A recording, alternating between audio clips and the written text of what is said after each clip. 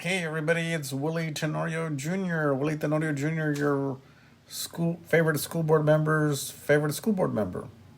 Hey, I have some information about charter schools.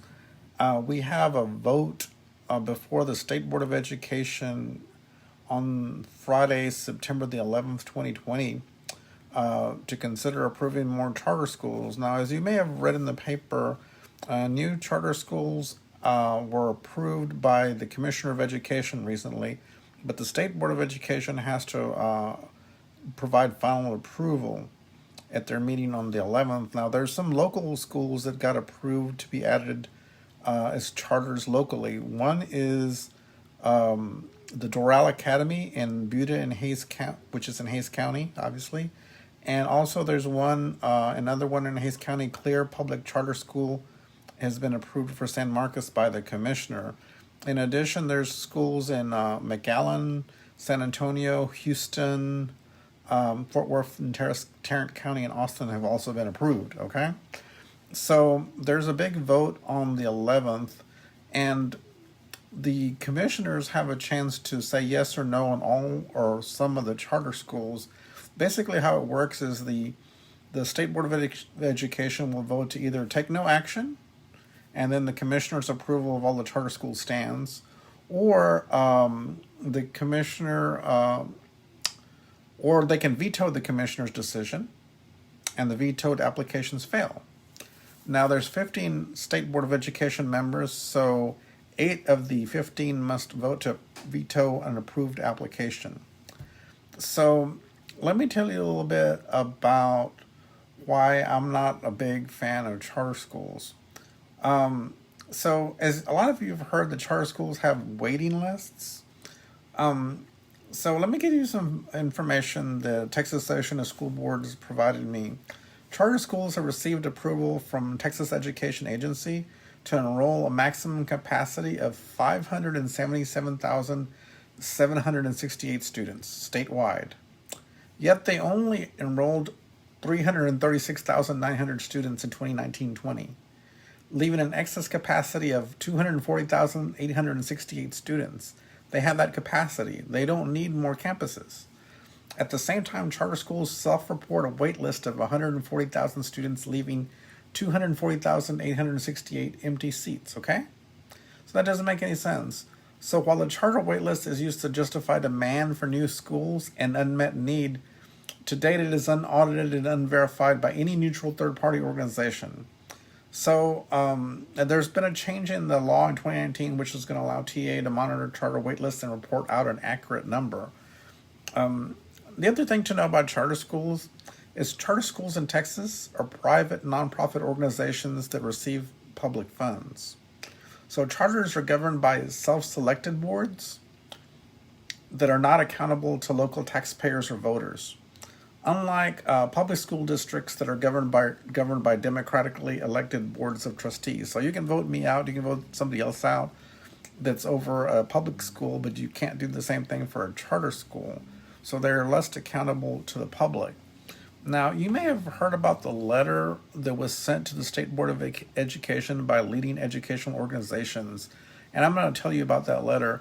The Texas Association of Professional Educators, Texas State Teachers Association, Texas AFT, which is another teachers organization, Texas Association of School Boards, Texas Association of School Administrators, IDRA, Thalas, Raise Your Hand Texas, and lots of other organizations, Pastors for Texas Children.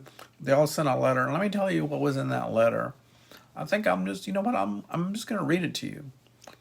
Dear Chairman Ellis and members of the State Board of Education, on behalf of the 20 education organizations listed below, we appreciate your work to support public education throughout this pandemic.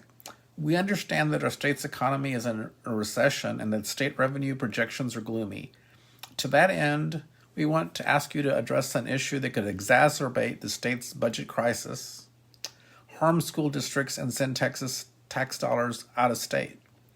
On Friday, September the 11th, the SBOE will consider awarding 8 new charter awards that include 18 new charter school campuses.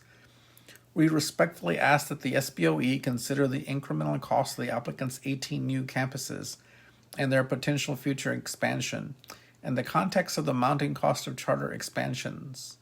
Approving this slate of charters could cost Texas school districts an estimated $750 million in revenue and send about $61 million taxpayer dollars to California, Florida, and New York corporations over 10 years.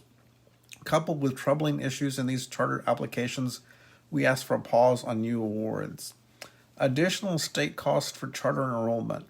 Each student who leaves a school district to enroll in a charter school costs the state on average $1,150 more, because charter schools have a much higher entitlement level than most school districts in which they operate. The higher cost of the foundation school program, if the SBOE approves the award of 8 new charters, would be about $12 million annually when the charters reach capacity. And more of these charters in 3 years obtain expansions at the sole discretion of the commissioner. In their first 10 years, these 8 new charters could cost the state an estimated $88 million more than if students enrolled in school districts. Massive charter expansions. That incremental higher cost must be understood in the context of massive expansions already approved this year. Thus far in 2020, the Commissioner has approved existing charter school expansion amendments for 49 new charter campuses, more campuses than ALF ISD, and is considering 27 more campuses for IDEA Public Schools despite unresolved financial oversight issues. Additionally, the Commissioner increased existing charters' maximum enrollment capacity by 18,450 students, approximately $20 million higher state cost per year, and is still considering the IDEA's request to increase its maximum enrollment capacity by 34,785 students, which would obligate state costs by an additional $38 million per year.